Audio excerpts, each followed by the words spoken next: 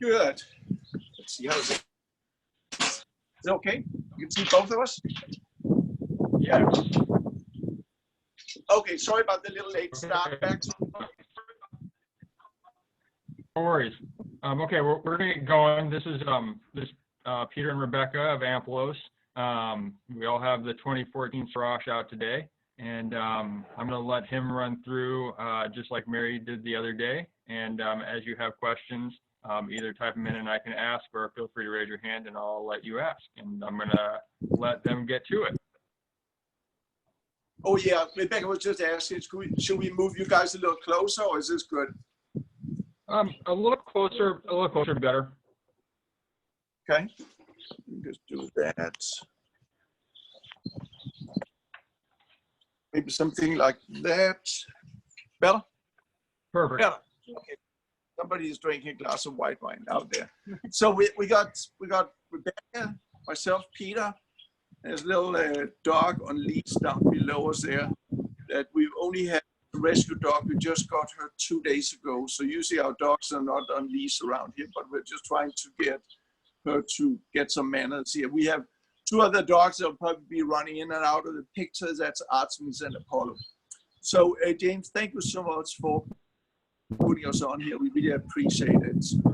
Where we are located here is we're in beautiful sunny California, where we have got another beautiful sunny day. As you can see on our here, the wind is blowing through the area, which is not unusual. It starts about noon, and then the afternoon it's always windy. We're sitting out in our patio, and we built a big patio when we built the house almost 20 years ago, and we rarely use it because it's always too windy. It's not good for us, but it's really good for the grapes out there. So what I think I'll start out by doing is, let me just show you guys a couple of pictures just to get you guys a little bit dialed in. So again, hopefully technology is going to work with me for this one here. So I'm just going to bring up some pictures. Again, on geography, we are located in Santa Barbara County, which is in Santa Rita Hills, which is compared to Los Angeles. We're about let's see, where do we have favorites here? We're about okay. Here's one picture of California. So maybe that's sideways, but we're located, as you can see, between Los Angeles, which is Long Beach, and San Francisco. We're not up in Napa and Sonoma, but we're down in the beautiful area here of Santa Barbara County. What's very unique about this, actually, is look at this picture, is you see the Nevadas are north-south mountains. The Mayacamas, which is between Napa and Sonoma, also north-south mountains. But down in the area where you see the Ampelos logo, down in our area, we have this break where our coastline is not a north-south coastline, but it's an east-west coastline that goes into Los Angeles. And that also means that the mountains that we got around us, I'll just grab another picture here. The mountains are also east-west mountains. Okay, here, and that's, I'll bring it back. Okay, and now the whole thing turned around for me. And then we'll try it one more time with these guys. There was something that's not doing the way I wanted to do here. But let's do that one. So this is Santa Rita Hills, where we are located. And that's where you do have these east-west mountains, these beautiful mountains that allows us to get this wonderful marine layer that we have that comes in from the ocean. And actually now is a really good time to show that to you guys. I'm just gonna bring this back, get the camera on here, and then we're gonna switch this around to this here. Okay, here we go, yep. So what you see is from our house, which is on our ranch, which is right in the middle of the vineyards, you see here the southern mountains that we got. These are the Santa Mountains. And where you actually can see the fog is really starting to come in already. That is where we have the St. Inez Valley, River that goes to the ocean. Up here, sorry about the sharp sun, there is the Santa Rita. That's the eastern end of Santa Rita. And as we go further towards the north, back up there, to mountains, also east-west mountains. So they really help us with getting this cold, moist air coming in from the ocean. Because when you think about where we're located, we are south of Europe on a globe. We are south of Spain and Portugal. We are then like northern Morocco. And what that means is that if we lived in Morocco, we probably would not plant Pinot Noir, but because of that, we got this wonderful cooling effect from the marine, with the marine layer coming in. It allows us not only to grow Pinot Noir, but to grow some really good Pinot Noir. That's the main thing we do. We also do make Syrah and Grenache, a little bit of Riesling, a little bit of Viognier. And that's, of course, what we're going to be focusing more on here, which is a really exciting thing, because when you think about what Santa Rita Hills is mostly known for, it is for what we do with our Pinot Noir. But again, we will try some Syrah and Grenache from our valley here. Okay, I'm just going to get this dial back in here. All right. Okay, so that was just a little bit of introduction about where we are here. So the way this whole thing started for us, and actually, by the way, Ampelos means vine in Greek, and the reason for it is twofold. First off, everything is about our vineyard. It's kind of my husband's and my job not to mess it up.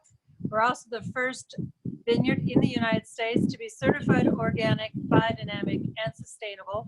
So we have all three certifications. But the other reason for the Greek name is he and I were married in Greece, and we have a bed and breakfast in Greece. And so that's kind of the connection.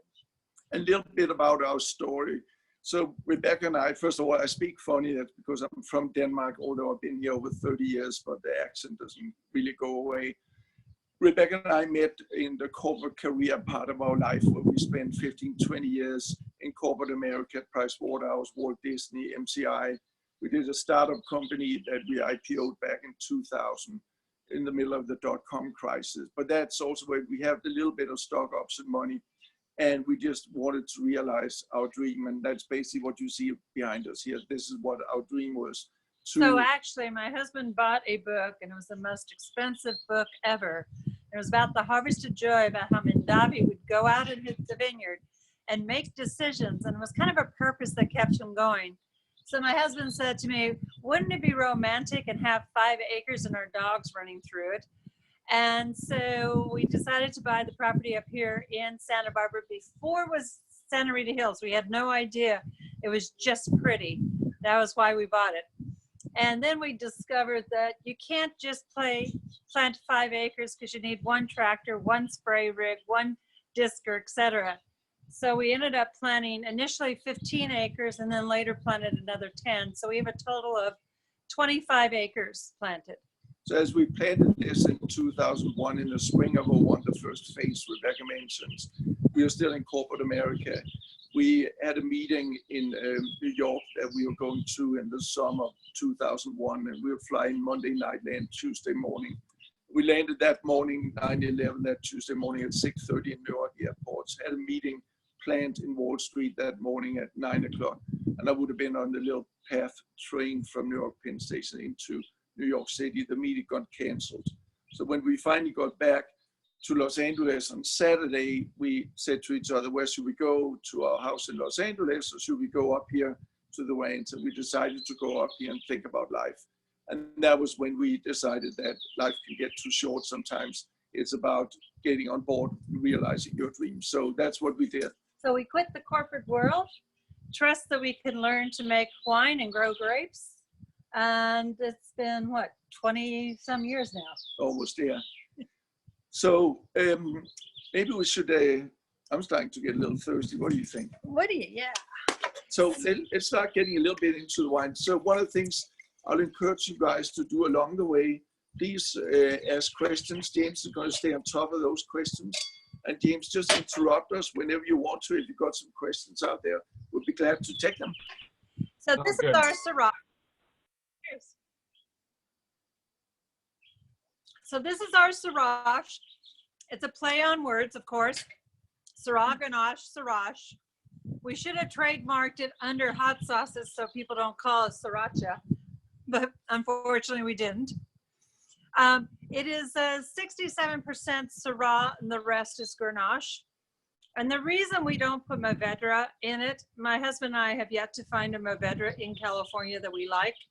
And also it's very difficult to find one that is organic, biodynamic, and sustainable. So this is what we call a GS no M. Basically. Yeah.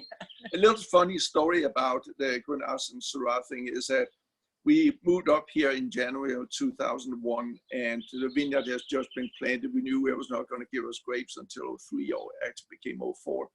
But we wanted to get into the winemaking part of it. It's January, maybe it's February, and you can't buy grapes. But what can you buy? You can buy wine in barrels. We went on a wine search site, and we found somebody who was selling Syrah by the barrel. It was a local number. We picked up the phone. It was another winemaker, Steve Beckman. You probably know about Beckman, great wines. Steve picked up the phone, and before we knew it, we were over there tasting barrels with him. Remember, we are just getting into it. We haven't really been making any wine yet. So we're tasting through it, and we said, any chance we can buy 2 of those barrels. So we did that. And then Steve says, hey, I have some Grenache in the barrels as well. I got too much of that. And we're like, well, we don't know much about Grenache. He said, give it a try. So we tasted this out of the barrel with Steve, and I still remember it. And it was so darn good. And we said, oh, can we get 2 barrels of that? Oh, yeah, of course, no problem. So today, whenever I see Steve, we always joke about it and joke about selling Grenache in barrels. There's no way he would sell a barrel of Grenache today. So we ended up having 4 barrels. We brought them back in the pickup truck and got them offloaded. And before we knew it, we said, what happens if we put those 2 guys together? And that was literally the birth of Syrache. That's how it started out. Now, because the fruit, the Syrah and Grenache, come from our vineyard, it's very cool weather Syrah and Grenache. Unlike most Grenaches, will come from a very hot climate, and therefore our Grenache tends to be much darker than you would expect a Grenache to be. Also, because the Syrah is coming from a very cool climate, it actually has all 3 palates, where most Syrahs that come from hot weather will only have the front palate and not the other 2. So often I like to call my Syrah the lick lipper, because that's what everybody does. Also, the other thing is we like to barrel age this for a little over 3 years and then bottle age in another year. So we're aging the wines before we release them. So about the Syrah and Grenache components in this is when people talk about Pinot Noir, they often talk about clones, different types of Pinot Noir. They got all those 115 and 667 and 2A and whatever. Not a lot of talk about clones of Syrah Grenache, but it actually matters a lot. We started out with the first planting we did in 2001. We planted the Estrella River clone of Syrah. It's a good all-around clone of Syrah. It's got good texture, it's got good color to it, it's got nice tannins to it, it's got some great dark fruit flavors to it, nice acidity.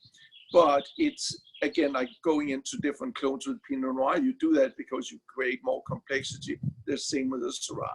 Therefore, we added another 1 acre of clone 99 of Syrah that a friend recommended to us.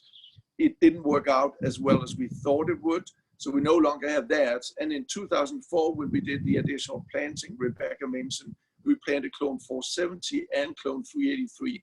And those were clones that we selected based upon a lot of barrel tasting, together with Chad Melville over from Melville, together with Sashi Morman, who was at Stoltman back then, together with Chris Curran. So really tasted these different clones to find out what fit with our palate. So what's in this wine is a good amount of Estrella River and a good amount of 470. Now, what's also very interesting with this wine, with the Syrah component, is that we have 1 row of Viognier in the vineyard. The longest row, we have 237 plants of Viognier. And we planted that for a couple of reasons. But one reason was we wanted to see if we could create like a Côte Rôtier style, where they are allowed to use up to a certain percentage of Viognier into their fermentations in Côte Rôtier and the Hermitage, etc. And we planted it for the same reason. The problem is that Viognier is a grape that typically ripens quite a bit before Syrah ripens. So most of the years we cannot pick them together simply because the Syrah starts getting overripe, the leaves falls off, which is can let it hang any longer. This is one of the years where we could do it. So we actually managed to pick some of the Viognier here the same day as we picked Syrah, Estrella River, and we co-fermented them together, which creates this great complexity, etc. Go ahead. Really quick. So Viognier is a white grape, and this is one of the very few times in the world of winemaking where you'll see winemakers use a white and a red grape when they're doing their fermentations at the same time. That makes the reason for that is they've proven that the white grape can actually extract more out of the skins than the red grape can do by itself. But it's also used like in Hermitage Côte d'Or to increase the sugar level because it ripens before the sugar ripens. And of course, from a flavor perspective, it adds another dimension to the flavors. It is also done to some degree with Malvasia Bianca that goes into Sangiovese. And what we got here at the ranch is also very interesting experiment, working together with, or inspiration from another winemaker, and working with Professor Roger Bolton from UC Davis, who is one of the leading experts in this phenomenon that's called co-pigmentation. We worked with them, and because of that, when we planted our vineyard in 2004, the Pinot Noir we planted here, we planted 4% Pinot Gris in the Pinot Noir vineyard, exactly for the same reason, to create this color binding through co-fermentation, co-pigmentation. And 4% doesn't add any flavor to the wine. You have to have above 5 in order to add a flavor. So it's simply to help in the fermenting of it. The other thing about our wines is we don't add anything to the wines. We do add a little bit of sulfites, very minimal, because the wines won't age otherwise. But otherwise, it's all native yeast, native MLs. The wines are unfined, unfiltered. So we don't like to manipulate our wines at all. So this is what you often see referred to as natural wines. Yeah. The other thing about I love Rhone, Peter's the Pinot. And the one thing I really love about our Rhone program is we've started using some barrels that are hybrid barrels. And what that means is the heads are American and the staves are French. And so I like to say for the 3 years that the wines are sitting in the barrels, the Americans and the French are duking it out until they get integrated. But we will only use like 1 or 2 barrels like that of the whole batch. So therefore it's very little amount, but if you get a tiny bit of like a coconut note out of it, that comes from this hybrid barrel that was used for it. A little bit more about the components. So the Grenache of this, which was about, what did we say, 33%? Yeah, 33. Okay. So I'm sorry, the reason why I'm just saying what was it is that 2 things about this wine is that this wine we're drinking is a 2014. And I realized this morning that we don't even have it yet at the ranch because we don't have it any longer. It's totally sold out, it's gone. So I had to get my assistant winemaker to run over to our warehouse and see if he, from our library collection, could find some. He said there was only 1 case left. So he dug out that case and we met, and I got 1 bottle from him. So that's a bottle that we're pouring here. Therefore, I had to look at the percentage. Well, the percentage changes every year because we taste it through to try and figure out the sweet spot for it. So the percentage is never the same each year. So that's why we don't often remember it. Right. So on the Grenache, go ahead. Any of you, we do happen to have apparently more than you guys have. I think we took all the rest of your stock. The wine, yeah. So the wine trust, I think has all your stock left on this 2014. So it's still available if any of you guys on the call want it. Okay, great. Can I buy a case from you? Yep, sure can. We'll send it right back down. All right, cool. It's tasting really great. So the Grenache part of it. Now Grenache is, as you probably know, a grape that typically grows a little bit warmer than Syrah, where Syrah is, northern Rhone. Now we're talking more middle Rhone, southern Rhone, Châteauneuf-du-Pape. It's a main grape there. So it is right next to the Syrah here. Therefore, they are in the same climatic conditions, same soil, etc. It is, first of all, the clone that we got is what's called an Alban clone. What that means is that it is cuttings that John Alban got a hold of. John Alban up in Etna Valley makes some of the most amazing Rhone wines in California. When we were going to plant in 2004, I didn't know about which clone. I didn't know anything about clones. So I called up. I said, who knows about clones? Well, probably one of the best guys is Manfred Krankel. He has a label called Sine Qua Non. If you're not familiar with Sine Qua Non, then be ready to roll up the big wallet because it's expensive wine with some very extreme, amazing wine that Manfred Krankel makes actually right here in the valley.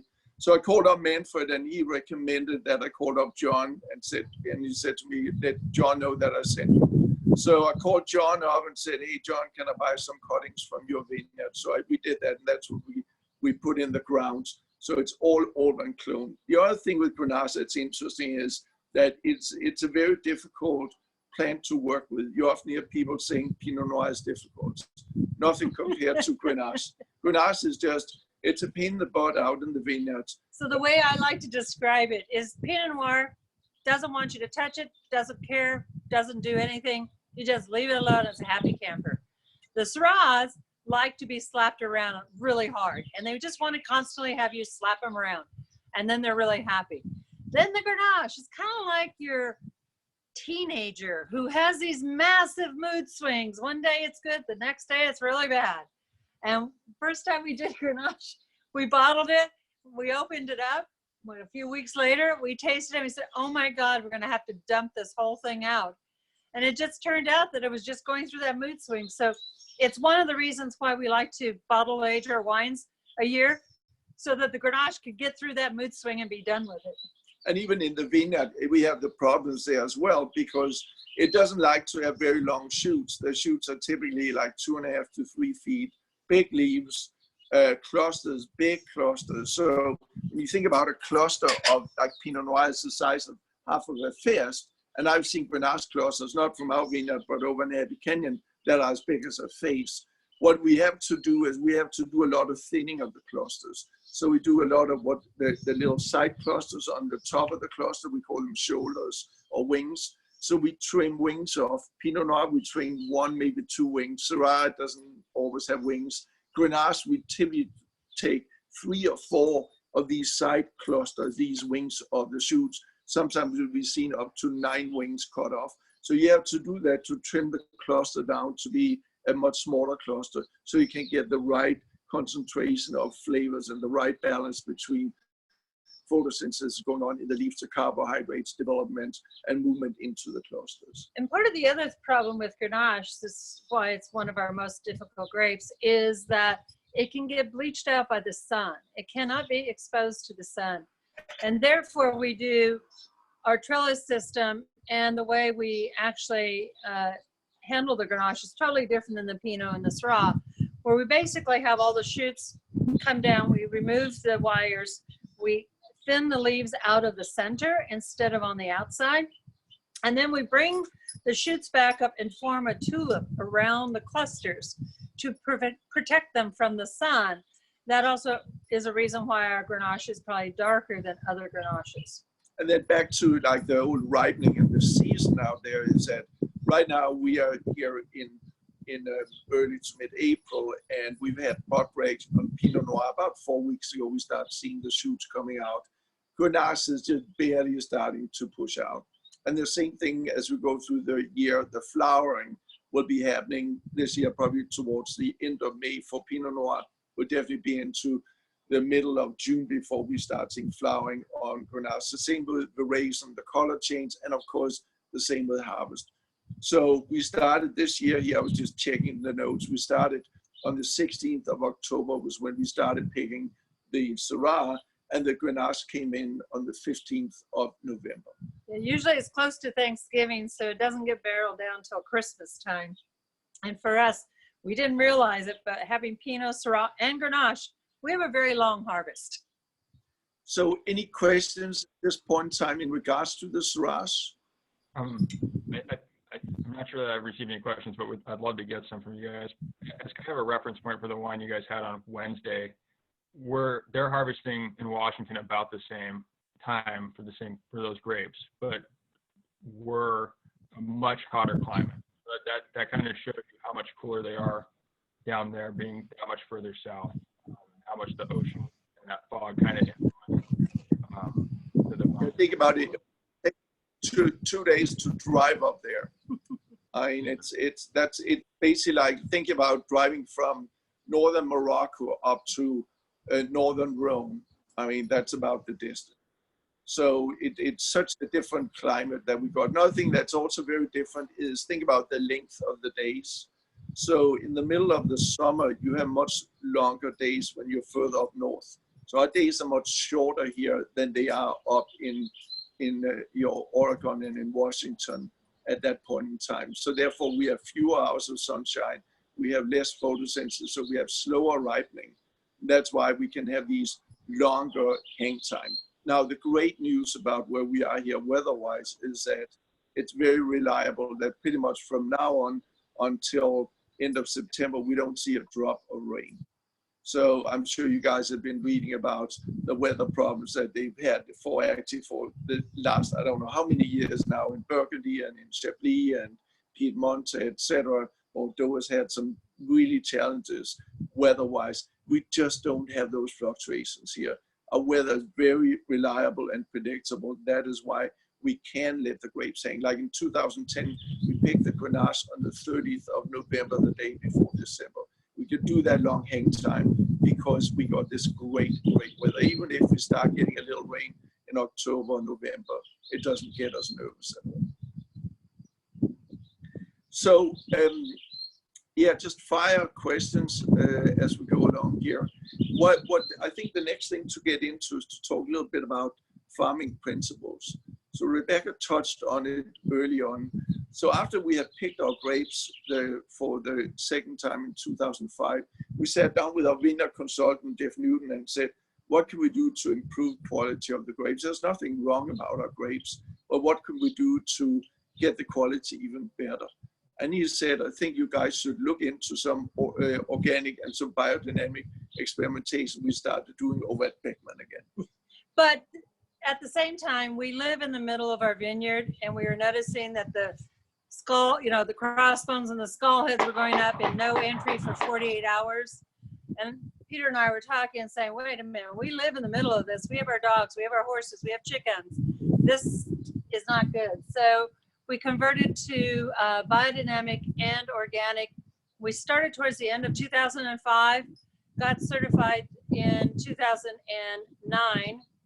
The sustainability, we were one of the first pilot programs to have a true certified sustainable program. We were one of, I think, 11 vineyards, and we were the only one that was biodynamically certified. That's why we know we have all 3 certifications being the first. And so we got certified sustainable in 2008. And why we really moved forward to that is to give you an understanding of the difference of the farming practices. You have conventional, and that's basically spray anything, farm the heck out of the land, get the biggest yields you could possibly get, just don't care about the earth. Then you have organic, and organic is all about what you can't do, not what you should do. So organic says no nasty pesticides or artificial fertilizers, so no nasty stuff. Now, organic actually came out of biodynamic. So biodynamic has been around longer than organic and coined the phrase organic. You can think of biodynamic as holistic medicine for the earth. And it's based on 2 principles. One is the waste of something becomes the energy for something else. So an example of that is the skins, the seeds, and the stems that we take out of the vineyard. We come back, we compost it, and it goes back into the vineyard. Or our chickens run around, eat the ants, and fertilize the vines. The other principle is it's based on the sun, the moon, and the constellations, and we know that has an effect on the earth. So an example of that, on a descending moon, the earth takes in, and ascending moon, the earth lets out. We irrigate on a descending moon, which takes less water and deeper penetrations than if we irrigate it any other time. So basically, depending on where we are, it tells us what are better farming practices to do when. And then you have sustainability, which breaks farming into 9 areas like employee practices, waste management, irrigation practices, etc. And you need to get a minimum set of points in all 9 areas of sustainability. But the problem with sustainability is it allows you to spray artificial fertilizers and synthetic pesticides. So we do the biodynamic farming, we fill in with sustainability, and by default, we're organic. Just to add a little bit more to the biodynamic aspect of it, we are following all the principles that Rudolf Steiner defined in his 1924 agriculture presentations. So what we do is there are 9 preparations that we use: 6 of those preparations are incorporated into the compost Rebecca was talking about. So that we add dandelion, valerian, stinging nettle, oak bark, yarrow, chamomile in small, like homeopathic levels into the compost. And it creates this amazing, very, very potent compost that we build up over a 12-month period. And then it does a composting for about 6 months. And when you put your hand into this, it is hot in there because composting is just racing. Yeah, right now it's happening down there because the next batch is going to be sprayed out in November. Then what we also do is we spray 2 components to help on development of the soil and of the vines. Quartz crystals that we grind to fine powder. Following Steiner's principles, we store them in cow horns for 6 months. And by the way, just to give you a tip, people always think it sounds zooey and Vinny a little bit. Is the reason. And Winnie. That was a new one. I haven't heard that one. Anyway, it's because at the time when it was developed in the early 1900s, farmers stored their products in cow horns and cow heads because they didn't have Zippo and plastic at that time. So, and the reason it's a female cow horn and not a male cow horn we have to use is because the male cow horn is calcium and the female cow horns are silicon, so they last longer. So the quartz crystals that we grind and store in the horns is being used 3 times a year where we spray it out. It's stirred in a certain way for an hour before it's sprayed out. We're going to do it in a few weeks, basically when the shoots are about half a foot long. Then we will spray it out. It works as a fertilizer. It basically enhances the photosynthesis process. We do it right when we're done with flowering, and we do it about 2 weeks before we harvest. Well, if you think about it, it's crystals. So by spraying it on the fruit zone, causes the sun to do even photosynthesis because it's doing reflections. So it actually makes it right and evener and better than if we didn't do it. So the other part of biodynamic farming is, like Rebecca was saying, following the moon, the constellations. There's a calendar that is developed by Maria Thun, who passed away a few years ago. Her son Matthias is maintaining it. It's released every year that basically shows that where is the moon in regards to the 12 constellations. So each of the 12 constellations relates to the 4 elements. And these 4 elements impact each one of the 4 parts of, what are you doing here, buddy? Oh, here we go. This is Athena. This is a new puppy. Hey, Athena. Hey, sweetie. Yeah, you're still a little scared. So a stray dog was found on the street in Bakersfield, or actually in the field outside Bakersfield. Didn't have any parents. So we just got her in trying to get her domesticated here. So the 4 elements impact the 4 parts of the plant. So therefore we talk about, based upon where the moon is, that we have root days, we have leaf days, we have flower days, and we have fruit days. Fruit days are important for us for certain things, so are leaf days. So as a simple example, we always pick when the moon is in Leo, Aries, or Sagittarius. Those are the 3 constellations that relates to the fire, which impacts the fruits. So we call those fruit days. And we have practiced that for, I think it's at least 7 years now, where all our pickings, including this wine that you're tasting right now, was picked on fruit days. And that is where we just learned there's more intensity, there's more complexity, and there's more concentration in the flavors. One other part of this whole farming is about fertilizing. Rebecca mentioned we don't do artificial fertilizing like a lot of vineyards still do. Unfortunately, they'll just spray out a bunch of crappy NPK, AAA fertilizers out there. And then they would say, now we fertilize. We don't do that here. We fertilize with certain biodynamic things like the compost we talked about. There's cow manure that we store in cow horns that we spray on the topsoil. But a very important thing is also cover crop. So what we do is we seed in between the rows with a bunch of legumes. It's seeded with fava beans, sweet peas, vetch, and oats. I'm just getting a message coming up here. Let me just double check and see what that is. It's saying, I'm getting low on battery, 20%. Let's just keep on going. We'll probably be okay. If my sunny just faces out, I got 20% on, I'm probably going to be okay. It's my usual story. So with these legumes, they are amazing because those plants, fava beans, sweet peas, veg, oats, rye, they bind nitrogen. Nitrogen is about 80% of the air we are breathing. But these plants are capable of uptake that nitrogen. We let it go until it is 3/4 through the flowering. And that just happened 2 weeks ago. And then we went out with the mower and mowed it down and with the disc and disc it into the soil. So a lot of people say, you know, they don't think biodynamic really works. Nobody can see it because of the dog. Anyway, a lot of people don't think biodynamics makes a difference. And one of the things we were asked to go to New Zealand to talk about biodynamic farming because we're pretty well known for our biodynamic practices here.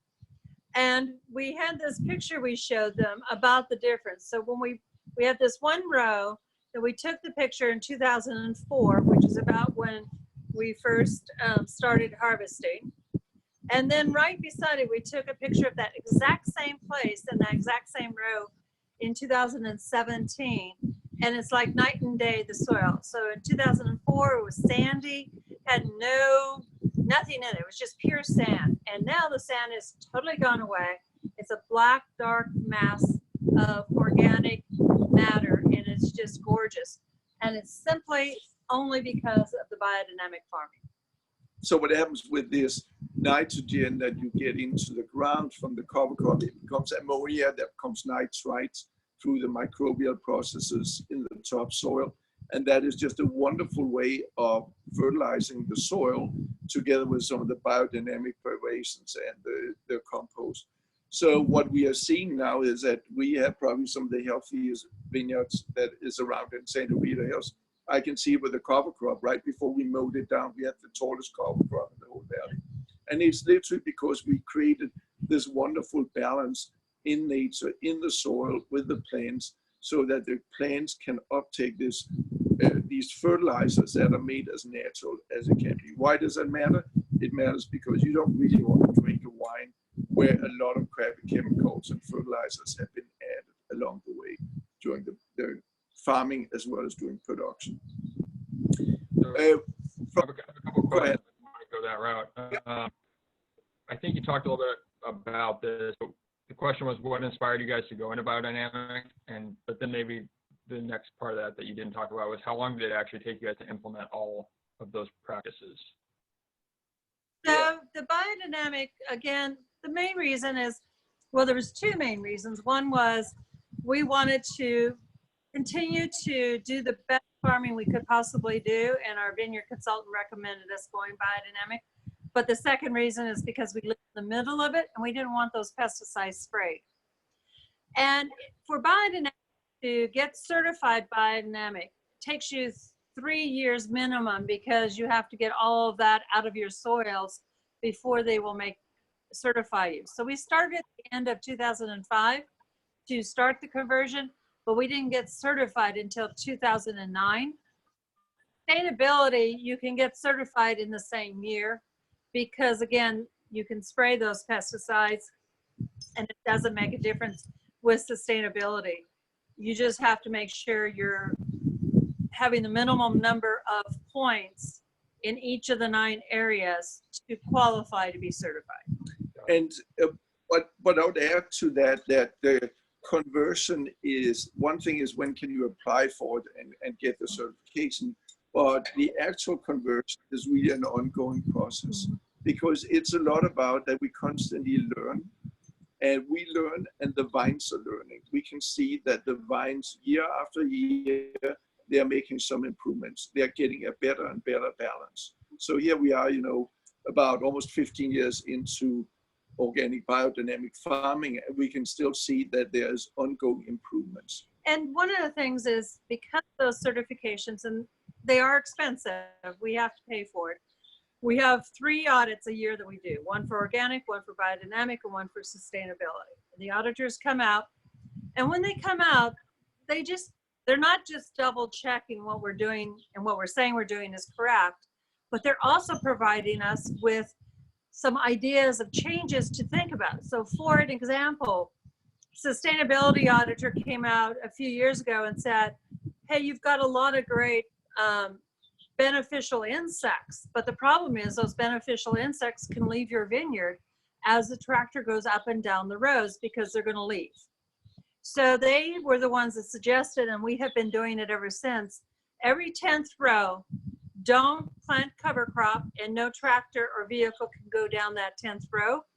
And therefore, when the tractor goes up and down the other rows, the beneficial insects will actually go into that row and stay around, so we don't lose them anymore. And it may be hard for you guys to see, but out there in the background, you can still kind of see that every 10th row is still there. It has not been, the cover crop has not been mowed down because it is all native vegetation. And I call it the temporary housing arrangements for the beneficiary insects. In those rows, there's right now millions and millions of ladybugs, millions and millions of good spiders. And they're wonderful because they will go after the aphids, they'll go after the leaf hoppers. And it's just such a great way of controlling them through natural means instead of spraying a bunch of insecticides out there, like, again, a lot of conventional vineyards are farmed with insecticides. Do you have any other questions? Yeah. Another question was, what types of soils are you growing in across the 25 acres? So our situation here is that the soil that we have is like everywhere in the world. It basically came from rocks that were formed when it was at the bottom of the ocean. So our rocks down under us were formed 25 million years ago. So we are fairly young compared to, like, for instance, Burgundy, which is Jurassic time. So it was formed 250 million years ago, but it was kind of a similar process it went through. The rocks that we have under us are a type of Monterey. It's called Upper and Lower Monterey. And these rocks are over time, they become smaller and smaller particles through the weather conditions, etc. I'm talking about after the ocean went away and this became, above the water. And then ultimately it becomes particles that the worms cannot take and they can use in their production of soil, which is the reason why are you stealing the whole picture here? This is the reason why, it's the reason that we today have got the soil and we can live today is because the worms have made this fantastic soil. Our soil types here is that you'll see everything that's planted here is on rolling hills, on like hilltops. And that's what we learned from spending a lot of time traveling in wine countries in Europe. That's typically where the best wines come from. They don't come from flat land. The flat land behind it is like alluvium that's from the ocean that rolls in. What we got here is... Well, the reason we don't plant on flat land, where a lot of vineyards do, is in Santa Rita Hills, we have a lot of fog comes in, and that fog brings salt from the ocean. And that salt will then come onto the soils, and when we get rain, the rain washes it down the hill, and all the salt will remain in the flat areas, and therefore we don't plant on those flat areas. But the soil that we have on the hills that we planted is a basic combination of clay and sand.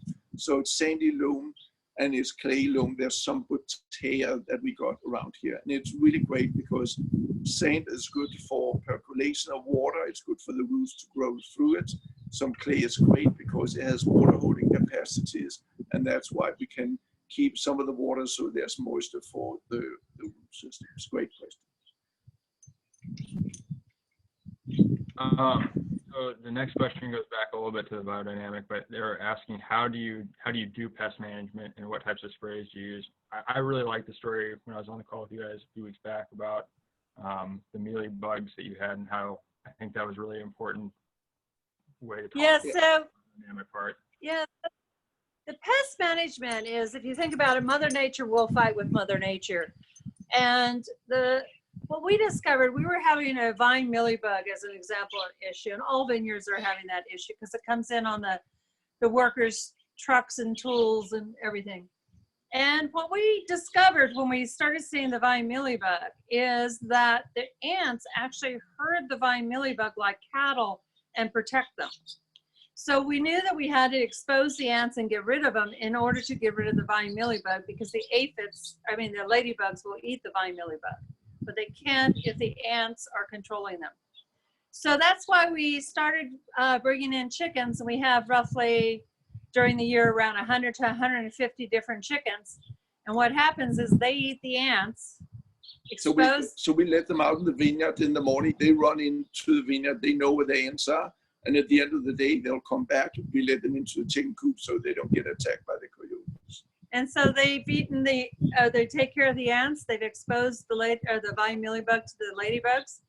And we have totally eliminated our vine mealybug problem. So except for that, we like leafhoppers, we've had some, but again, they're getting exposed to the ladybugs. In fact, in the springtime when the ladybugs are being born, we have billions and billions. They're like huge swarms in our vineyard, and they stay in our vineyard because they know there's no, pesticides being sprayed.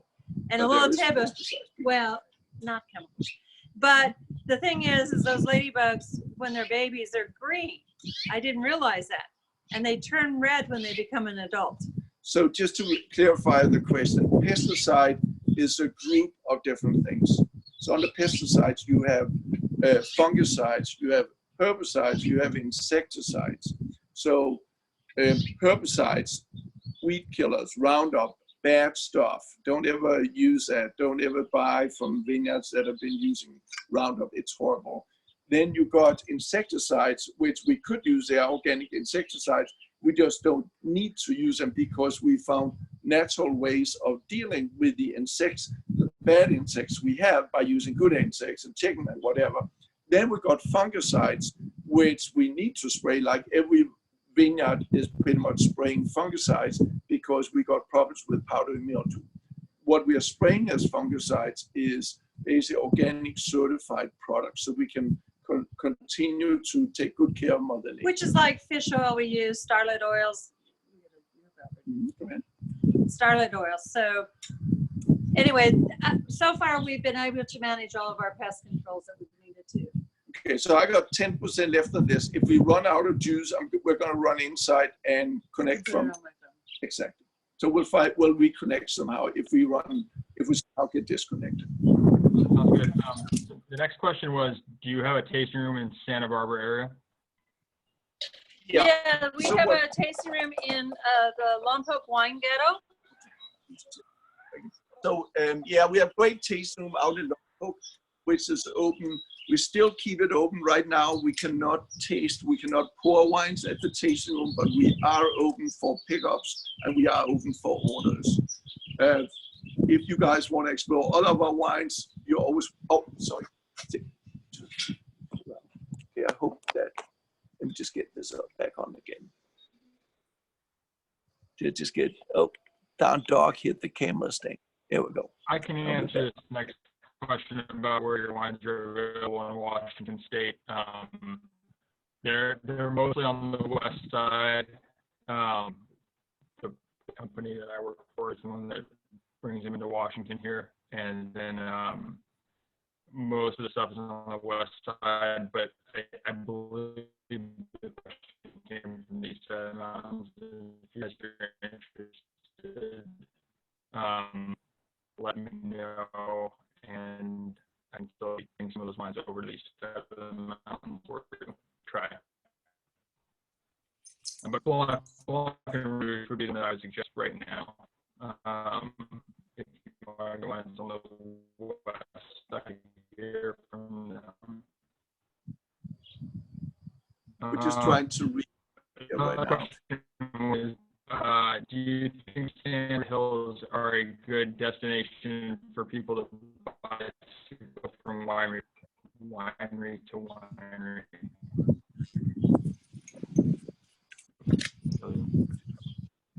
Did you get that? No, can you repeat that? We kind of talked about the Hey, James. wine. James, I'm on. From being a little bit different, and you notice that you talked about Rhone, Northern Rhone, a bit more stylistically. One that we tasted. Yeah, absolutely. Give me 1 second here. The one we did stylistically. Yep. We just have a really a horrible problem or bad time here with sound right now. Sorry, can you guys hear me? Yeah, you kind of get chopped off there. Yeah, you're cutting in and out a little bit, James. Hey, can you hear me? I heard that. Yeah. And let me see if I can find your face here.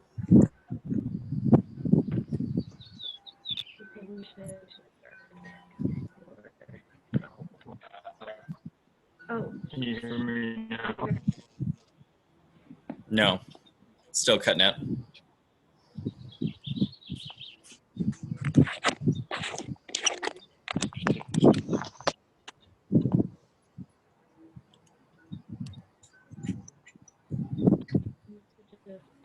That's how we should do it. Here, can you hear me? Yeah. No. Just take over the call for a minute until I can figure it out. Oh, you can't hear me that well. Okay. Hang on here. Let me jump into some questions.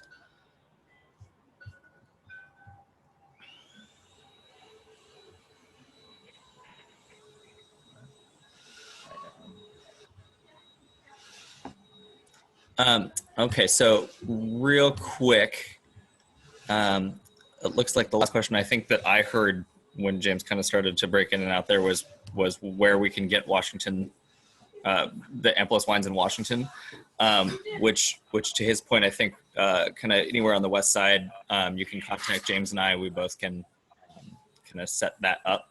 Blankenrouge is a great location to give Mina a call there, and she can connect up with us and we can get the wines in your hands. Let's see. I want to eat some stuff. You want salami? You want sandwich bread? Let's see. Where's Dan going? The other question for you guys was, can you share the details of your wine club? What are you doing?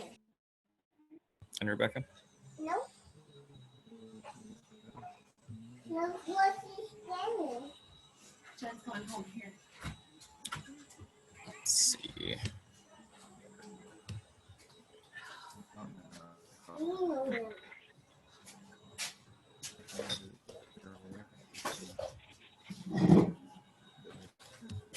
All right. It looks like we have briefly lost Peter and Rebecca. We're going to try and get them back on here in just a minute.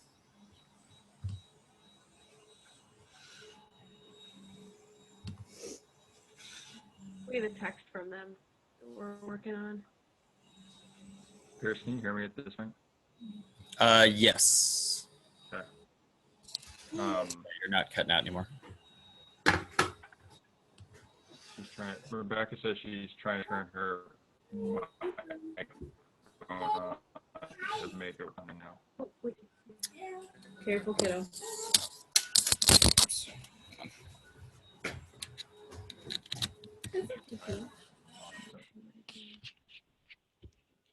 All right. Let's see. Sorry for the delay, everybody. Do we want to get some questions queued up if anybody has them? So when they log back on, we can kind of get all of that ready to go. So, can you hear me again? Am I not all staticky? You're a tiny bit staticky, but I can hear you. Okay. So, Because they want I'll let some you nuts. keep going, but you can talk about the questions, but maybe also until we get them back, maybe contrast the southern Rhone style that we had Wednesday with this. This is a northern Rhone style, so I'll just let you go. It's pretty meaty. It's pretty coat roti. I guess you can hear that. That's so weird. Why I don't understand why it went south on me here. Scroll back down to that iPhone with there.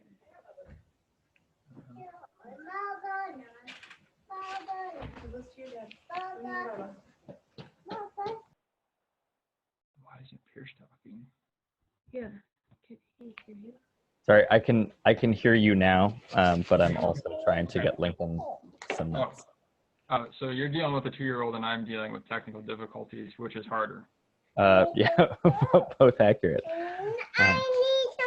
So I'll go, if everybody can hear me now. We don't need Hitting that. wines to the east side, like Tri-Cities, again, would be the best way to do that would be to contact me as we represent them. We don't have any reps that work the east side of the mountains at this point in time, but I can get them to the east side of the mountains if you would like to have that happen. As soon as we get them back, I'll ask the bias question. Foods that go well with this wine tend to be your grilled meats, and that can range from chicken with a bunch of herbs all the way to sausage and different porks or anything like that, or roasted vegetables. This wine, as I was starting to talk before my computer interrupted me, is stylistically a much more structured wine than the one we had, where the one we had was it was fruitier and a little rounder. The alcohol was definitely a little higher, which gave it a little more body. And this one's a little bit more, has a little more tannin on it. It has, I think Mary talked about secondary versus the primary fruit characters. This one definitely has more secondary characters, kind of into your more savory herbs and smoked meats, which kind of lends to those foods a little bit better. Let's see. Lincoln says that the nuts go well with the Yeah, maybe Lincoln knows what food goes well with this wine.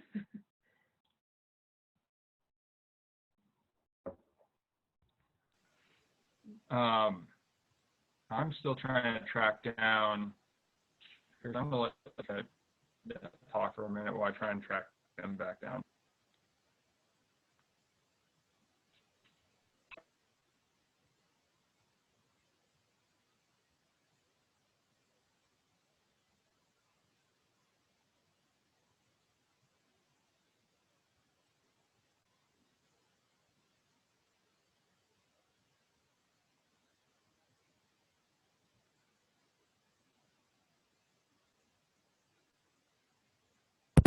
Like that. Uh-oh. Yep. Can you say hi? Hi. Yeah, you can answer some questions about good wine pairings. Do you know about wine? Yeah.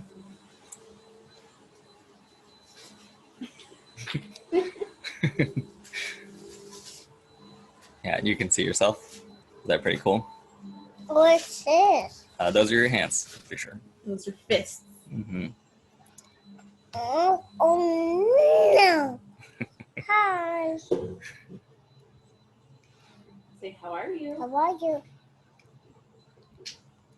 Okay. Let's see if we can. You see Grandma and Grandpa there? You see Grandma and Grandpa? Yeah. They're waving at the camera to you. You see them? You say, I love you. I love you. No, girl, no. Don't pick your nose on camera. Don't pick your nose, period. Don't teach her that. No, just not on camera. It's fine.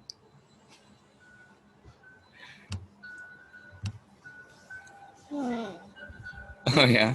Hey, see? We can see yourself again. Is that pretty great? Is that Lincoln? Is that Lincoln? Don't pick your nose, kiddo. Okay, hopefully you guys can hear me. Oh, you okay? I talked to them. They're trying to get back on. Hopefully I'll be able to have that in just a second. Sorry.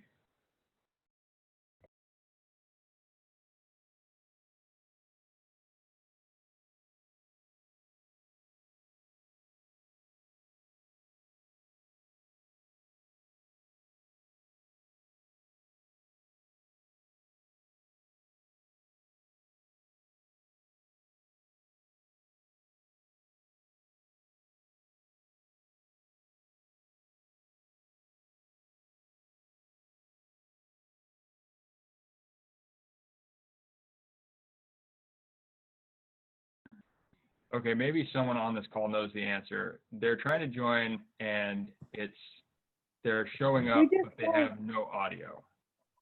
Oh, James, can you hear me? Yes, looks like maybe we got it. Okay, we got it. Okay, we're rolling again. Okay. All right, I'm also just trying to connect from my computer here. Again, don't know if you can see that coming in at your end, James. So I'm on here. All right. Can you guys hear me there? Yeah, we can. Quiet. Okay, shut that one down. Wait, we'll just continue with what I got here. Okay.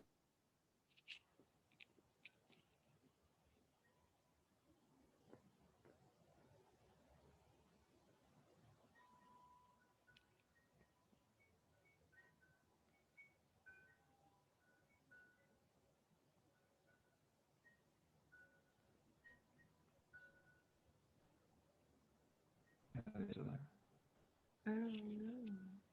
iPhone is still there. Hey, Rebecca, are you guys still, can you hear me? I think Peter got remuted there for a second. Oh, yep, look at that. Okay, what? There we go. Okay, there we Okay. go. Muted. Can you hear me now? Yes, we're good to go. Okay, great. Excellent, excellent, excellent, excellent. Okay, let me just, why don't you fire away with questions while I'm just bringing some pictures in here. Okay, so we answered a couple here. One of the ones that I think I got off on was, do you think that the Santa Rita Hills are a good place or destination for people to bike from winery to winery? Absolutely. This is a great place to do bicycling. We have the Hamptons going on out here. There are a lot of bicycle races. We have the Solvang 100, which is a 100-mile race that goes around here. And it's just a wonderful place to go in between Lompoc, Solvang, Los Olivos, and Santa Ynez. I can highly recommend it. I'm not a big bicycle rider myself, but it's a great place to go. Come out and give it a try.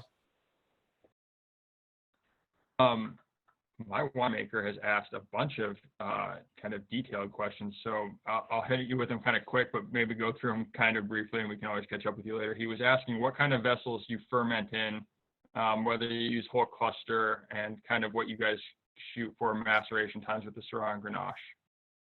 All right, so let's cover that. What I'll do is I'm just going to go down here. Give me just 30 seconds, and I got fermentation pictures. Here we go. And it's because it's always a little bit easier when I'm on my computer here. So anyway, there we go.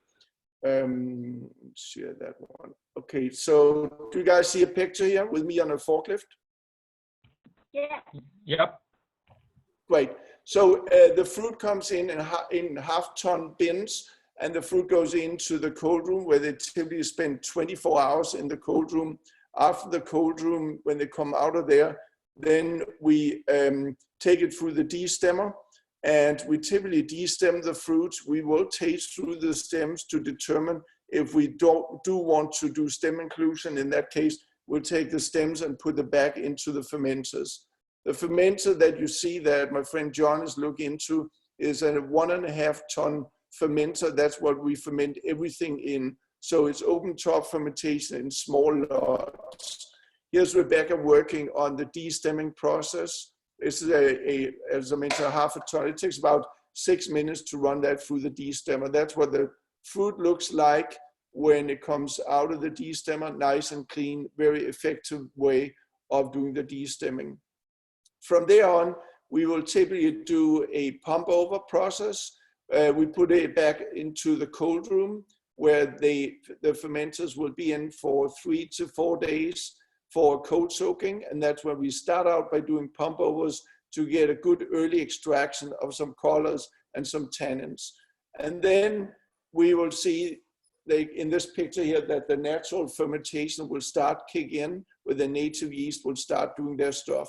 At this point in time, we will do 2 daily punch downs, where we will go through each fermenter and it gets a full round twice, where we punch all of the cap down into the juice that becomes a wine to get ongoing extraction of colors as well as tannins and other components out of the skins. This is an example. I talked a little bit about co-fermentation before. This is actually Pinot Noir with some Pinot Gris in it. It's a great picture here of what it looks like in the middle of fermentation. So here my guys working on, Matt is working on some pump over, Jesse is working on some punch down in the back. The fermentations with the black top are the one that's active in fermentation. So they're the ones where they push so much CO2, we want to let the CO2 out through this mesh. The one with clear plastic at the top are either ones that are done with fermentation, where we still do some color extraction through extended maceration, or in the case of the one Matt has been working on, was just pulled out of the cold room this morning, and he's doing the pump over on that one. And then from there on, we go to barrels. How's that for an answer to the question? I think that answers the question for the most part. The only other part of it was he was asking if you do any other additions. He knows that you added low sulfites, and obviously you do native yeast, but are there any other additions you guys use? Love, care, and a heck of a lot of hard work. There's absolutely nothing else that's being added to them. So it's grapes that are being picked out in the vineyard. By the way, one of the things we do in the vineyard is we do sorting in the vineyards. So we, let's see if I can easily find a picture of that here. So we do, when we pick the grapes, we're very careful about getting grapes that are picked as perfect as possible. So I just got it up here right now. Give me 1 second. We pick typically, let me see here, share screen, it should come back up right now. So here you should see a picture of our typical picking setup. So as opposed to most wineries that will pick, either they do a machine picking or they do a hand picking, it goes into a picking bin, transported to the winery for the processing I just described. What we do is we do hand sorting in the vineyard. This is a table that I developed many years ago, where we typically have 6 guys that are picking the grapes in buckets, and the buckets go on this table where there typically are 6 of us around the table. Rebecca is in the bottom right corner, the blonde hair there. I'm taking the picture. But we sort the clusters one by one to make sure that we get only the perfect clusters into the winery. So back to the question, there's really nothing else that goes into it from the grapes arrive into the winery and then until they're done with malolactic fermentation, which is just happening right now, where the 2019 have finished malolactic. That's when we'll add the first thing, and that's just a very little light level, 9 parts per million of SO2. We will go do 9 parts per million of SO2 per barrel once a year, and then as we bottle the wine, we will typically target 0.8 level molecular SO2. It's typically around 30 parts per million we're shooting for. But beside that, there's nothing else that goes into the wine. The other thing I just want to touch briefly on is packaging. It's one of the things that we try to think things through and really be as sustainable, organic, biodynamic as we can throughout the whole process, including packaging. As opposed to most wineries in United States are using glass that's manufactured overseas, China, Mexico, and some of it in Europe. Glass from China, God knows what goes into that. But think about the CO2 footprint of transporting it. And it's actually the cheapest glass I can buy is from China. I don't buy it. I haven't bought it for many years. I actually never bought it. What we do is we use recycled glass material. The glass is manufactured in California. There's a big plant up in Modesto where Gallo is a producer of the glass and make their own glass, but they sell a lot of them. And we buy glass from them. They're the biggest glass recycler in California. 67% of the glass material that's in our bottles is recycled material. Our corks are DM corks. They are 100% cork material from Portugal, but it is granular, it's ground up, it's treated with high pressure, high temperature CO2 that's also recycled to avoid any precursor for TCA or corkness. That's why when we open our bottle of wine like we did today, we didn't bother tasting it or smelling it. we never have TCA on our wines. We don't use any foils. Foils is a waste of metal. It should never be used on a bottle of wine because nobody recycles it. It goes in the dump. We don't use foils as a reason for it. Finally, our labels are printed on recycled paper material. So, you know, again, example of how we try to think it through as much as we can. Perfect. Another question was how many case production are you guys doing across the board between the Pinot and all the other wines? And yeah, a good question. I forgot that totally. So our total production here is around 5,000 cases. Those are 12 packs. It is about 65%, give or take, Pinot Noir, so main production, say the Rita Hills. And the rest of it is mostly Syrache, and we also do 100% Grenache. And then finally, we make a little batch of Viognier, a little batch of, tiny batch of Riesling, and then we also do a little bit of sparkling wine. As you guys have probably guessed already, Rebecca and I we manage the vineyard. We're hands-on farmers, and we are the winemakers. We don't have a winemaker working for us. We are the people making the wine. We have the two guys you saw earlier on that works for us out in the winery part-time throughout the year, but very hands-on production of 5,000 cases. Beside of that, we also do a couple of other labels. Our very good friends, movie actor Kurt Russell. We've been making wine together with Kurt for 10 years now. He has his own label called Gogi, and we produce about 1,500, 2,000 cases of wine together with Kurt for his label. And then we have some smaller individual customer productions, a couple of restaurants that we make wines for, etc. Then can you guys talk about your wine club? I assume that you guys have one out of the tasting room. I'm not super familiar, but if you do have one, people are definitely asking about it. Yeah, thanks for asking that question. Is that a wine club is just a great way of sharing the exciting life that Rebecca and we have here. And therefore, we have a wine club. We started out many years ago. It's called Philos, which is a Greek word for friends. That's what it's about. It's about friends. We released 9 different wines throughout a year, and each of those wines go out to the wine club members. Some of those are in very small productions, like a Riesling or our single clone Pinot Noir, and some of those are just for wine club members only. So it's 4 times a year. There's a shipment of 2 or 3 bottles of wine. And of course, there's a discount structure, etc. around that. We do 4 release parties a year, 3 of them at the winery, and the other one, the last one in August, is where Rebecca and I were just sitting. It's in our backyard. We invite everybody to come to the range for that. As you can imagine, right now, there's not too much going on in that direction. So therefore, we started last Friday. We started a virtual tasting, very similar to what we're doing right now. So we offer that to our wine club members, that they can participate in virtual tasting. We had at our inaugural thing last Friday, we had almost 100 people, including some participants, wine club members that are over in Europe that were in on that. So we offer that. Our wine club parties will be also virtual parties for now, where we have a little surprise. We're actually going to send out a little bit of cheese and crackers so we can all have a party together for an hour. It's here at the beginning of May is the next wine club party, and just have some fun. So for those of you that are interested, go to our website for the wine club sign up. Just Google Ampelos, Ampelos, and you should be able to get to our website. There's a sign up there. Thanks for mentioning that, James. Yeah. Anybody have any other questions?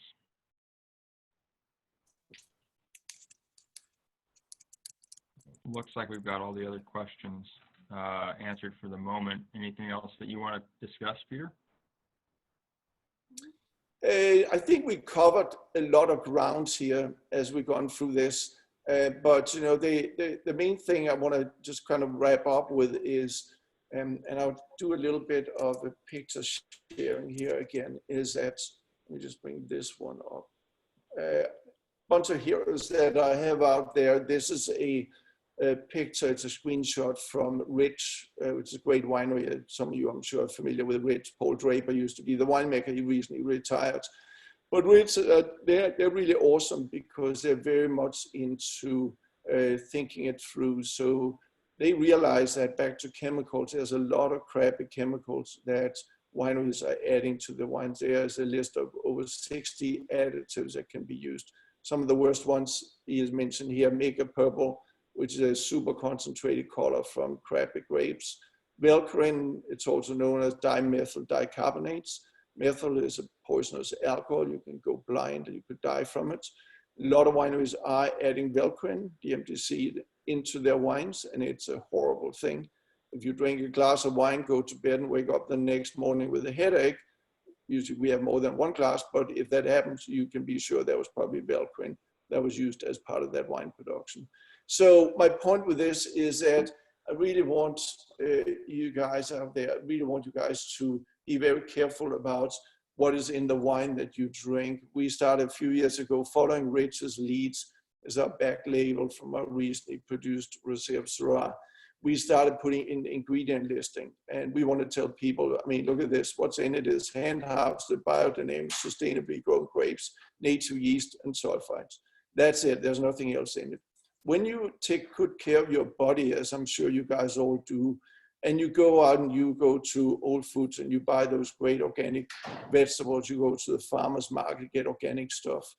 Do the same when you get your wines. Buy good wines, buy wines that's made from good ingredients, that's free of all that crappy chemicals that so many wineries are putting into them. Ask the wine steward, whoever you buy your wine from, ask them how they were farmed. Were they organic? Ask to have them organic. So that's my last thing, is that I just really encourage all of you guys, take good care of your body, eat good food, be healthy, get exercise, breathe good air, and drink good wine. Agreed. Definitely drink the good wine. Well, thank you very much for coming on and doing this. You have a lot of knowledge that I really value, and I like getting out there to everybody else who's sharing in this process of drinking wine, and good wine with us. I'll hopefully be sending more wine your way. If you want some of that 14 back, actually, let me know. We found one case, so I still have 11 bottles. Good. This is drinking really nice right now, so I'm glad you have that. I might be buying some personally out of the Wine Trust stock. Awesome. Yeah, and hopefully we'll be selling more of it to some of the people who were on the call today. We had one comment saying that they can't wait to be able to walk down so they can come visit in California, and that people love the pictures. So yeah, thanks again for doing this, and I'll look forward to talking to you soon. Thank you so much, James, and thanks to everybody. Have a great weekend. Happy Easter, everybody. Thanks so much, Peter. You too. Everybody, I will have this video up on YouTube later tonight. The next call is Wednesday, 7:30. It'll be with Raptor Ridge, also a very knowledgeable fellow. And then the weekend after, we go back to a very fun-loving individual in Andrew Martinez. So look forward to seeing you all again very soon.